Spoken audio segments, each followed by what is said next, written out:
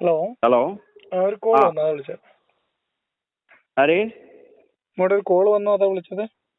അങ്ങനെ കുറെ ആളെ വിളിച്ചു, ആരാണെന്ന് അറിയില്ല. ആരാണ്? എന്റെ പേര് ലിയാഖത്ത് എന്നാണ്. ആ, ലിയാഖത്ത്. ഓക്കെ, നമ്മളെ എക്സ് മുസ്ലിം ലിയാഖത്ത് അല്ലെ? പുതിയ പേര് അങ്ങനെയും പറയാം. എക്സ് ഹിന്ദു ഉണ്ടാ? അറിയില്ല, ചോദിച്ചു നോക്കണം. നിങ്ങൾ എവിടുന്ന വിളിക്കണേ? എന്താ കാര്യം പറയാ? എന്നെ വിളിച്ചാലും പറഞ്ഞോളൂ. എന്റെ കാര്യം എന്തുണ്ടെങ്കിൽ നിങ്ങൾക്ക് എല്ലാരെയും നിങ്ങള് വിളിച്ച് ഇതെല്ലാക്കുന്നില്ലേ? നമുക്ക് നിങ്ങളെ വിളിക്കാലോ, നിങ്ങള് എല്ലാരെയും പഠിപ്പിക്കുന്ന ആളല്ലേ.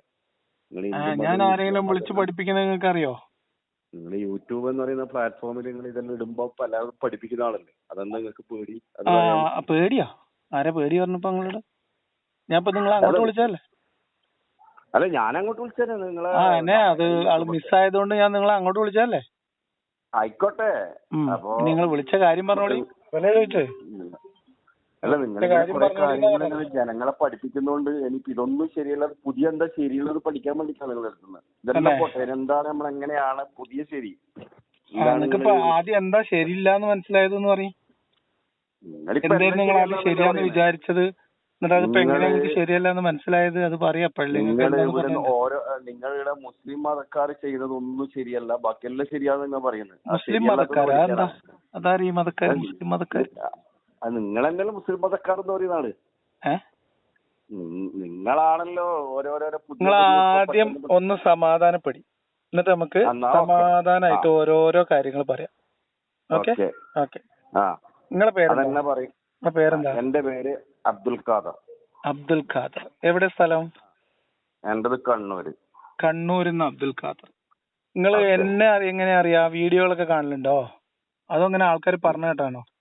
ഞാൻ സാധാരണ നമ്മൾ യൂട്യൂബിൽ പോകുമ്പോ നിങ്ങളെ പോലത്തെ കുറെ ആൾക്കാർ മറ്റേ നിങ്ങളറിയാം, ജസ്ന സലീം, ആരിഫ് ഹുസൈൻ.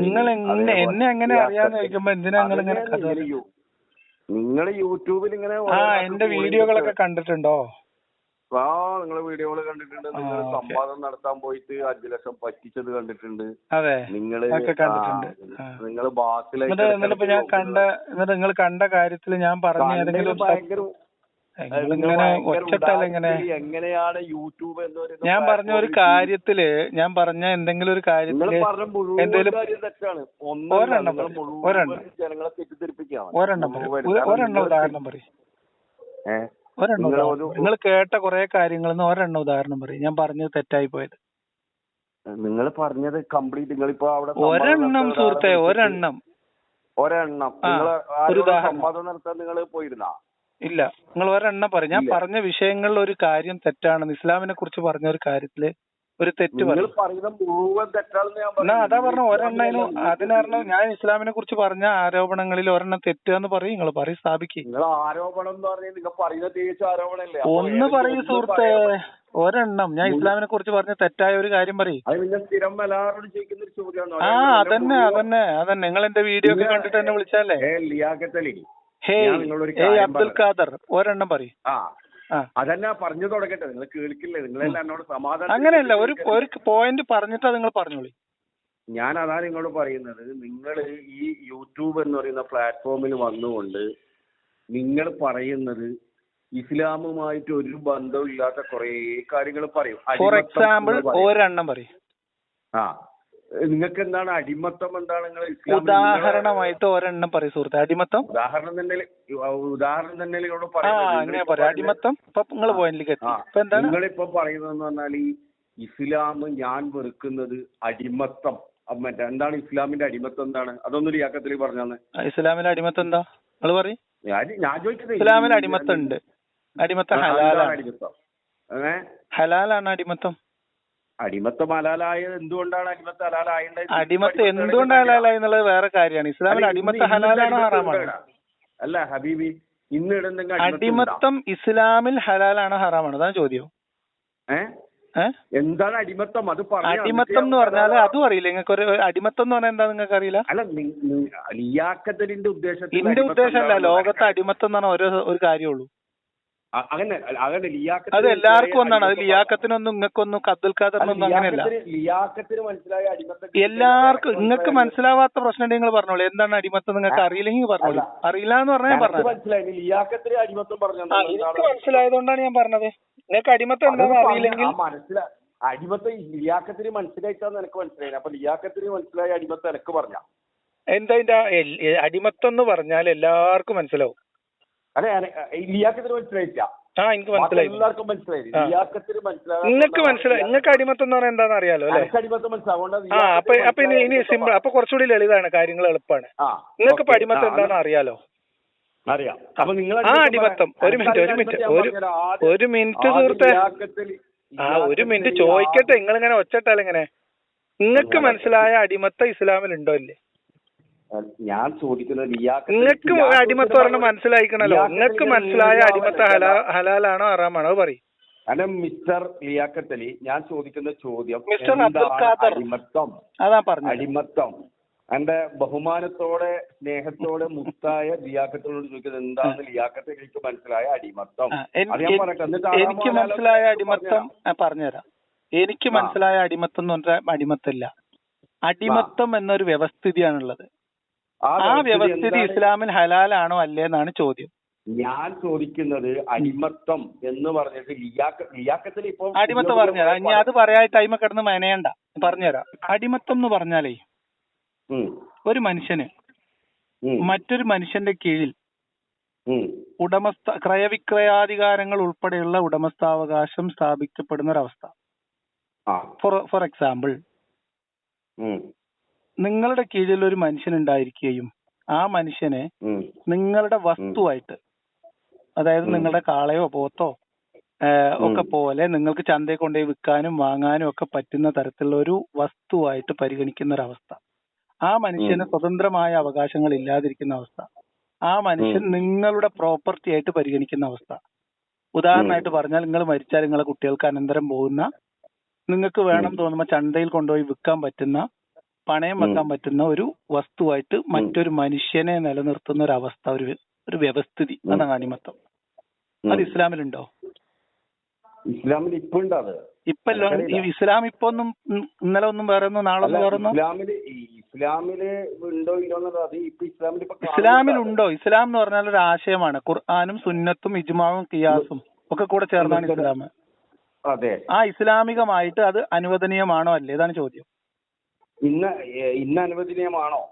ഇസ്ലാമിൽ അനുവദനീയമാണെന്ന. ഇസ്ലാം ഇന്നലെ ഒന്നും ഇന്നൊന്നും നാളെ ഒന്നും ആണോ? അതാണ് നിങ്ങളോട് ചോദിക്കണേ. ചോദ്യം നിങ്ങളോടല്ലേ? അതാണ് ഞാൻ അല്ല, നിങ്ങളോടാണ് ചോദിക്കണത്. ഇസ്ലാമിനെ കുറിച്ച് നിങ്ങൾക്ക് അറിയാം, അടിമത്തത്തെ കുറിച്ച് നിങ്ങൾക്ക് അറിയാം, നിങ്ങൾ മറുപടി പറയും. നിങ്ങൾക്ക് അറിയാവുന്ന ഉത്തരം പറഞ്ഞോളൂ, തെറ്റാണെങ്കിൽ കുഴപ്പമില്ല. അതല്ല ഞാൻ ചോദിക്കുന്നത്, ഈ അടിമത്തം ഏത് കാലത്ത്, ഏത് വ്യവസ്ഥയിൽ, ഏത് സമൂഹത്തിലാണ് ഉണ്ടായത്, എങ്ങനെ ഉണ്ടായത്? ഇസ്ലാം എന്ന് പറയുന്ന വ്യവസ്ഥിതിയിൽ, ഇസ്ലാം എന്ന് പറയുന്ന എല്ലാ കാലത്തേക്കുമുള്ള ഏറ്റവും ഉത്തമമായ വ്യവസ്ഥിതിയാണ് ഇസ്ലാം. അതല്ലേ വിശ്വാസം? സത്യം അതാണല്ലോ. അല്ലേ? ആ ഇസ്ലാമിൽ, പിന്നെ അന്ന് ഇന്നൊന്നും ചോദിക്കണ്ട, ആ ഇസ്ലാമിൽ അടിമത്തം ഹലാലാണോ എന്നാണ് ചോദ്യം. ഞാൻ ചോദിക്കുന്നത്, ആ അടിമത്തം, നിങ്ങൾ പറഞ്ഞ അടിമത്തം എവിടെയാണ് ഇസ്ലാമിൽ? നിങ്ങൾ പറഞ്ഞ അടിമത്താണ്. അടിമത്തം നമുക്ക് വേറെ ചർച്ച ചെയ്യാം.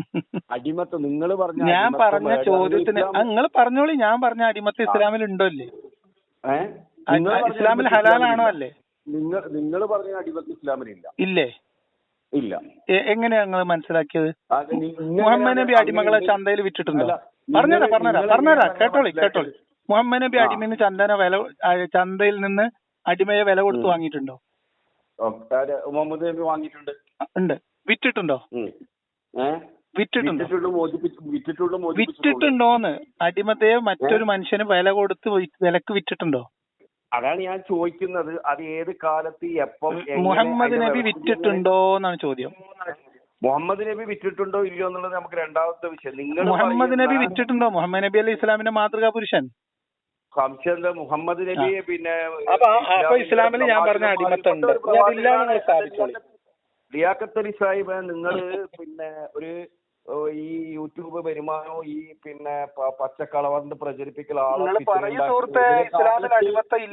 മനസ്സിലായ മുഹമ്മദ് നബി ഇത്രയും മോശമായിരുന്നു. എന്നിട്ട് ഇപ്പല്ലേ മുഹമ്മദ് നബി പൂശുന്ന ആള്, മുഹമ്മദ് നബി അങ്ങനെ ആക്കുന്ന ആള്, ഇങ്ങനെ ആക്കുന്ന ആള്, ഇതൊക്കെ നമ്മളെ സംഖ്യകൾ കഥ പറയല്ലേ. നിങ്ങൾ ഇത് പറയും. ഞാൻ ഇസ്ലാമിലെ അടിമത്തത്തിന്റെ ഹുക്കുമ് പറയും. ലിയാഖത്ത് അലി ഭായ് ഈ യൂട്യൂബിൽ കിട്ടുന്ന വരുമാനം ഇസ്ലാം അതൊക്കെ നമുക്ക് വേറെ സംസാരിക്കാം. ഉറങ്ങിക്കിടക്കുന്ന ഗോത്രങ്ങളെ പോയി ആക്രമിച്ചിട്ട് അവിടുത്തെ സമ്പത്തും കുട്ടികളെയും മക്കളെയും പിടിച്ചോടുന്ന് ചന്തയിൽ വിറ്റുകൊണ്ടിരുന്നേക്കാൾ നല്ലതല്ലേ യൂട്യൂബിലെ വരുമാനം?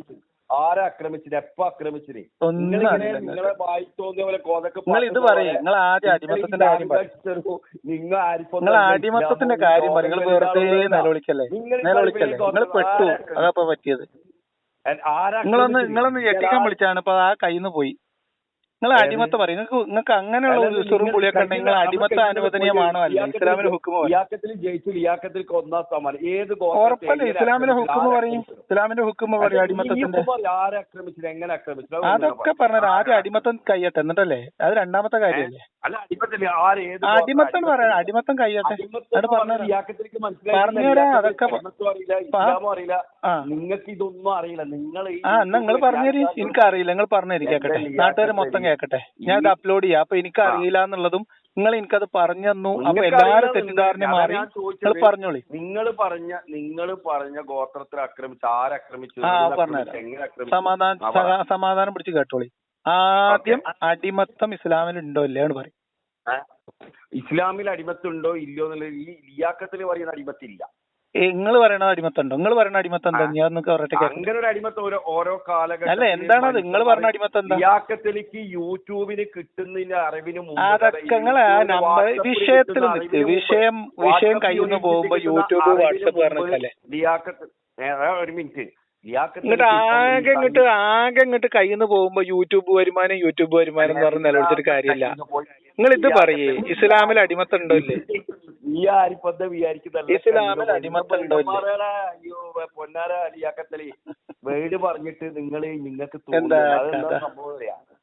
ഇതിപ്പോ എന്താ സംഭവിച്ചാൽ നിങ്ങള് വലിയ സംഭവമായിട്ട് വിളിച്ചു. നിങ്ങള് ഈ തൊള്ളപ്പുട്ട് കേട്ടിട്ട് ഇനി കുറച്ച് ആൾക്കാർ ഈമാൻ പോകും. അപ്പൊ ലിയാഖത്തലി എന്ന് പറഞ്ഞാലും ആരിഫ് ഹുസൈൻ എന്ന് പറഞ്ഞാലും ജാമിദ ടീച്ചർ എന്ന് പറഞ്ഞാലും ലോക അറിവുള്ള എല്ലാം കലക്കി. അത് എനിക്കറിയില്ല. ഇനി എല്ലാരും അറിവ് നടക്കണ മരുന്നിന്റെ ഇല്ല.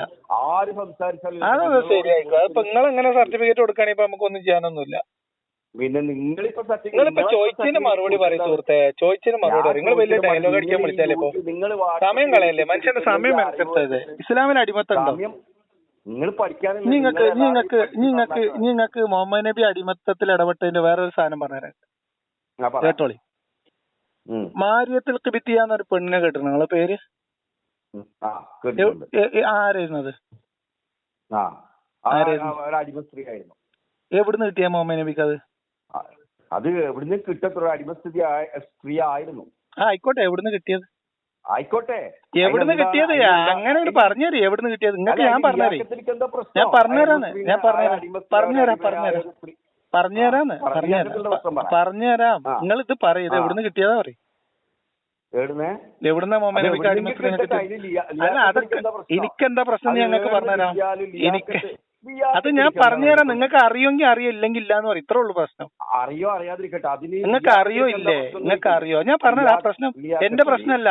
ആ പ്രശ്നം എന്റെ പ്രശ്നമല്ല. നിങ്ങളൊക്കെ ഈ തൊള്ളയെപ്പുട്ട് അടിച്ച് മറിക്കുന്നതിന് ഒരു കാര്യമില്ല എന്നായി പറഞ്ഞതേ. ഈ അടിമ സ്ത്രീനെ മുഹമ്മദ് നബിക്ക് എവിടുന്ന കിട്ടിയത്? ഇസ്ലാമിനെ കുറിച്ചിട്ട് ഒരു യാതൊരു അറിവും ഇല്ലാണ്ട് കൊണ്ട് ജീവിക്കാൻ പറഞ്ഞോ സമ്മതിക്കാ. നിങ്ങൾ എന്തിനാ മറുപടി പറയും? ഏതിന്? ഈ അടിമ സ്ത്രീനെ എവിടുന്ന കിട്ടിയത്? അബൂബക്കർ സമ്മതായില്ലേ? ഇപ്പൊ ഞാൻ ചോദിക്കുന്നത് അബൂബക്കർ എന്താണ്? അബ്ദുൽ ഖാദർ സമ്മതായില്ലേ? അബ്ദുൽ ഖാദർ സമദ് എല്ലാം ഉണ്ട് എന്റെ പേര്. ആയിക്കോട്ടെ. ഓക്കെ. ഇനി നിങ്ങൾ പറയും ഈ അടിമ സ്ത്രീനെ മുഹമ്മദ് നബിക്ക് എവിടുന്ന കിട്ടിയത്? എന്റെ പൊന്നിലിയാക്കത്തലി അബ്ദുൽ ഇങ്ങോട്ട് പറയേ. എന്റെ മുത്ത് പോലത്തെ നിങ്ങൾ പറയും. ഞാൻ മുത്ത് പോലത്തെ പഴയ പോലത്തെ പറഞ്ഞുതരാം. എവിടുന്ന് കിട്ടിയത്? നിങ്ങൾക്ക് അറിയില്ലെങ്കിൽ ഞാൻ പറഞ്ഞുതരാം. അല്ല ഏടുന്ന് കിട്ടിയാലും അത് വളരെ ഇമ്പോർട്ടന്റ് ആണ്. എവിടുന്ന് കിട്ടിയെന്നുള്ളത് വളരെ ഇമ്പോർട്ടന്റ് ആണ്. ഏടുന്ന് കിട്ടിയാലും ലിയാക്കത്തിന് അതിലെന്താ പ്രശ്നം എന്നാ ഞാൻ പറഞ്ഞുതരാം കേട്ടോ. എനിക്കല്ല പ്രശ്നം. ഇവിടുത്തെ മുസ്ലിങ്ങൾക്കാ പ്രശ്നം.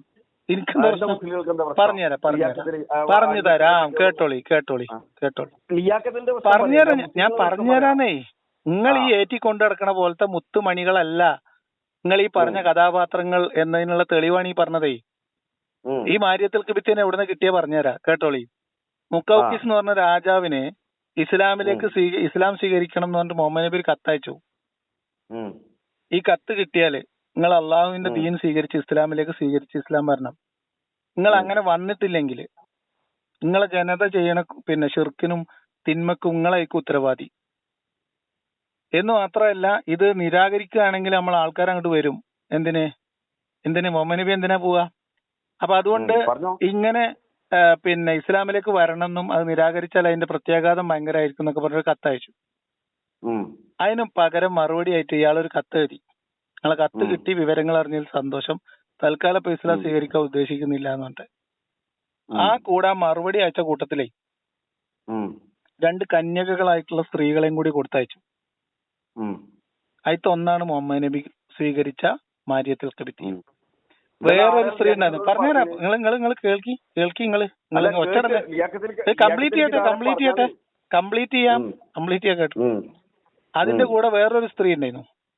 അതായത് ഇതിന്റെ പിന്നെ അനിയത്തിയാണോ ഇനി ജ്യേഷ്ഠത്തിയാണോ ഇനി സഹോദരനാണോ എനിക്കറിയില്ല. പക്ഷെ അതേപോലെ വേറൊരു പെൺകുട്ടി കൂടി ഉണ്ടായിരുന്നു. ആ പെൺകുട്ടിയെ മുഹമ്മദ് നബിക്ക് വേണ്ടി ചീത്ത വിളിക്കാൻ പിന്നാലെ നടക്കുന്ന ഒരു ചങ്ങായി ഉണ്ടായിരുന്നു.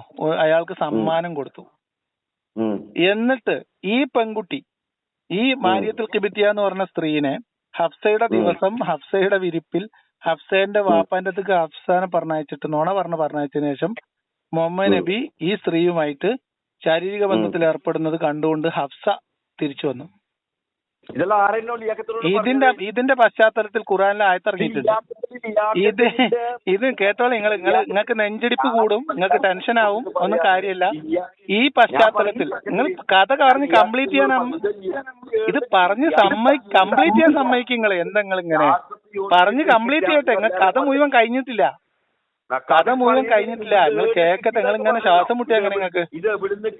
അതൊക്കെ പറഞ്ഞുതരാം. ശ്വാസം മുട്ടണ്ട, പറഞ്ഞുതരാം. പറഞ്ഞു തരാനേ പറഞ്ഞുതരാം. അതൊക്കെ പറഞ്ഞുതരാം.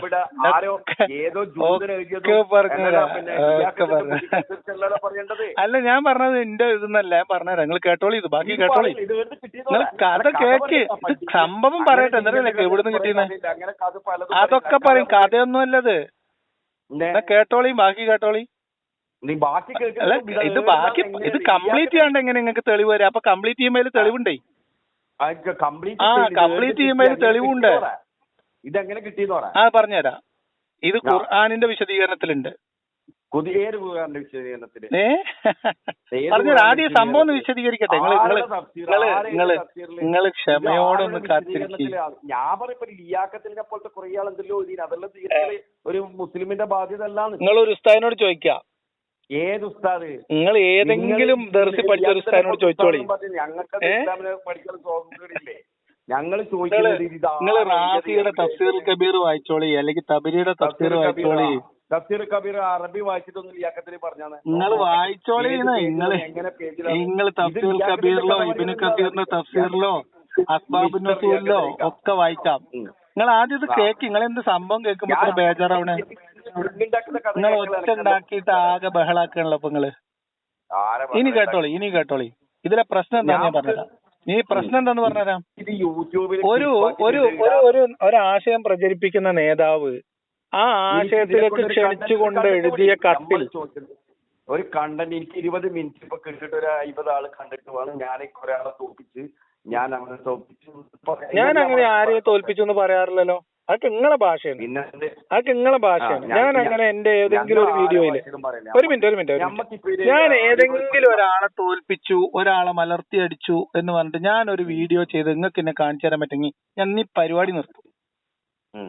പിന്നെ എന്തിനാണ് ഇതിങ്ങനെ ഓരോ ക്ലിപ്പ് നമ്മളെ അറിവ് നമുക്ക് അറിയാവുന്ന കാര്യങ്ങൾ അങ്ങോട്ടും കൂടെ സംസാരിക്കും. ഈ അറിവ് ഇനി നിങ്ങൾ കേട്ടോളി. ഇനി ഇതിലെ പ്രശ്നം എന്താന്ന് പറഞ്ഞുതരാം. ഇതില് ഈമാൻ എന്ന് പറയുന്നത് പുകഞ്ഞു പോകുന്ന സാധനം ഞാൻ പറഞ്ഞുതരാം. ഒരാശയ പ്രചാരണത്തിന് നിയോഗിക്കപ്പെട്ട നേതാവ് ആ ആശയത്തിലേക്ക് ആദർശത്തിലേക്ക് ക്ഷണിച്ചുകൊണ്ട് ഒരാളെ ക്ഷണിക്കുമ്പോ അതിന് പകരം ഒരു സ്ത്രീ ശരീരം സമ്മാനമായിട്ട് സ്വീകരിക്കും. ഇതെല്ലാം ആരെ പറഞ്ഞു? അല്ല, സ്വീകരിക്കോ? നിങ്ങൾ പറയും. അങ്ങനെ സ്വീകരിക്കുന്ന ഒരാള് ഒരു ആദർശത്തില് നേതാവായിട്ട് വെക്കാൻ പറ്റുന്ന ആളാണോ? ലിയാഖത്തലി വഴി ഞാൻ ഇപ്പൊ ഏതെങ്കിലും ഒരു പാർട്ടി നിങ്ങൾ ഞങ്ങളെ പാർട്ടി ചേരണം എന്ന് പറഞ്ഞിട്ട് ഒരാൾക്ക് ഒരു കത്ത് എഴുതണം. അതിന് മറുപടിയായിട്ട് 2 പെൺകുട്ടികളെ കൊടുത്തയച്ചാൽ ആ പെൺകുട്ടികളെ സ്വീകരിക്കും ഒരു മനുഷ്യൻ? നിങ്ങൾ ഇസ്ലാമിനെ കുറിച്ച് എന്താ പഠിച്ചത്? പിന്നെ നിങ്ങളോട് ഞാൻ ചോദിച്ചല്ലോ മാര്യത്തിൽ കിബിത്തിനെ എവിടുന്ന് കിട്ടിയത്, നിങ്ങൾക്ക് പറയാലോ, നിങ്ങൾ എന്താ പറയാത്തത്? ഇനി ഞാൻ പറഞ്ഞത് തെറ്റാണെങ്കിൽ തെറ്റാണെന്ന് സ്ഥാപിക്കാനുള്ള നിങ്ങളെ സമയമാണ്. മാര്യത്തിൽ കിബിത്തിനെ എവിടുന്ന് കിട്ടിയത് പറഞ്ഞത് അതൊക്കെ ഞാൻ പറഞ്ഞു. നിങ്ങൾക്ക് ഏത് സീറ വായിച്ചാലും കിട്ടും, നിങ്ങൾക്ക് ഏത് തഫ്സീർ വായിച്ചാലും കിട്ടും. നിങ്ങൾ വായിക്കൂല ശബ്ദം പിടിച്ചത്. ഇനി ഇതല്ലെങ്കിൽ ഞാൻ നിങ്ങളോട് ചോദിച്ചാലോ മാര്യത്തിൽ കിബിത്തിനെ എവിടുന്ന് കിട്ടിയെന്ന് നിങ്ങൾക്കാണ് പറഞ്ഞാൽ പോരാ. നിങ്ങളെന്ന് പറഞ്ഞു ഞാൻ പറഞ്ഞത് തെറ്റാണെങ്കിൽ എവിടുന്ന മാര്യത്തിൽ കിബിത്തിനെ കിട്ടി? നിങ്ങൾ പറഞ്ഞില്ലേ, നിങ്ങൾ ഓരോ കഥ ഇങ്ങനെ പറഞ്ഞു, നിങ്ങളുടെ ബുദ്ധിയിൽ ഉദിച്ച കുറെ കഥ പറഞ്ഞിട്ട് നമ്മളെ ബുദ്ധിയിൽ നിന്ന് ഉദിച്ച കഥ പറയുകയാണെങ്കിൽ വല്ല നല്ല കഥയല്ലേ പറയാ മനുഷ്യ? ഇങ്ങനത്തെ വിടക്ക് കഥയെ പറയാ? ലിയാഖത്തലി നല്ല കഥ പറഞ്ഞു. ലിയാഖത്തലിനെ കുറിച്ചിട്ട് നമ്മളിപ്പോ കേട്ട്, നിങ്ങളിപ്പോ ഇവിടുത്തെ പ്രവാചകനെയും മറ്റു നിങ്ങളും ജാമ്യ ആരിപ്പല പറഞ്ഞു. നിങ്ങൾക്ക് നോക്കുമ്പോ 3 ഭാര്യ 4 ഭാര്യ, നിങ്ങൾക്ക് ഇതെല്ലാം പറ്റുന്നു. എനിക്ക് 4 ഭാര്യയൊക്കെ ഉണ്ടോ? ബാക്കി 3 ഡീറ്റെയിൽ ഒന്ന് അയച്ചു തരുമോ? നിങ്ങൾ ആരോ ഒന്ന് കൂട്ടിക്കൊണ്ട് പോയിട്ട് അങ്ങനെയൊക്കെ നിങ്ങൾ തന്നെ സംസാരത്തിൽ ഞാൻ കേട്ടിരുന്നല്ലോ. എന്നിട്ട് ജ്യേഷ്ഠൻ പറയുന്നത്, നിങ്ങൾ ജ്യേഷ്ഠൻ അങ്ങനെ എന്തോ ഒരു സംഗതി ഉണ്ടായിട്ടില്ലേ? എന്താ അറിയോ? അല്ല അതൊക്കെ ഉണ്ടോ ഇല്ല നിങ്ങൾ പറഞ്ഞ എനിക്ക് 2ാമത്തെ ഒരു ഭാര്യ ഒന്ന് കാണിച്ചു തന്നാ മതി, വേറെ പ്രശ്നമൊന്നുമില്ല. നിങ്ങൾക്ക് അറിവില്ലാത്ത കാര്യങ്ങൾ ഈ പരദൂഷണം പറയലൊക്കെ നിങ്ങളെ ശൈലിയാണ്. നിങ്ങൾ ചെയ്യാ തെറി പറയാ, പരദൂഷണം പറയാ, ഒരാളെ കുറിച്ച് മോശം പറയാ, ഇല്ലാത്തത് പറയാ. അതൊക്കെ നിങ്ങൾക്ക് ചെയ്യാം. കാരണം എന്താ വെച്ചാല് ഞാൻ മുഹമ്മദിനെ കുറിച്ച് പറഞ്ഞതൊക്കെ തെളിവുണ്ട്. നിങ്ങൾ എഴുതി വെച്ച കിതാബിലുണ്ട്. ഇപ്പൊ അതിലിപ്പോ നമുക്ക് പറയാൻ പറ്റുള്ളൂ. നമ്മൾ സ്വന്തമായിട്ട് കിതാബൊന്നും എഴുതിയിട്ടില്ല. നിങ്ങൾ ആലോചിച്ച് തൗഹീദിലേക്ക് ക്ഷണിച്ചിട്ട് അതിന് മറുപടിയായിട്ട് സ്ത്രീ ശരീര സമ്മാനം സ്വീകരിക്കുക, എന്നിട്ട് ആ സ്ത്രീയുമായി ശാരീരിക ബന്ധത്തിൽ ഏർപ്പെടാൻ വേണ്ടിയിട്ട് ഭാര്യനെ അവരുടെ വീട്ടിക്ക് വാപ്പ വിളിക്കുന്നതാണ് പറഞ്ഞേക്കുക. ഉളുപ്പുള്ള വല്ലവരും ചെയ്യണ പണിയാണ് അതൊക്കെ. അല്ല മുഹമ്മദ് നബീന്റെ കഥ ഈ സാഹചര്യത്തിൽ ഖുർആൻ വചനം വരെ ഇറങ്ങിയിട്ടുണ്ട്. വേറെന്തൊക്കെ വിശേഷം നിങ്ങൾക്ക്? സുഖല്ലേ? ഞാൻ കോൾ ചെയ്തിട്ട് അങ്ങോട്ട് വിളിക്കാം. ഓ ആയിക്കോട്ടെ.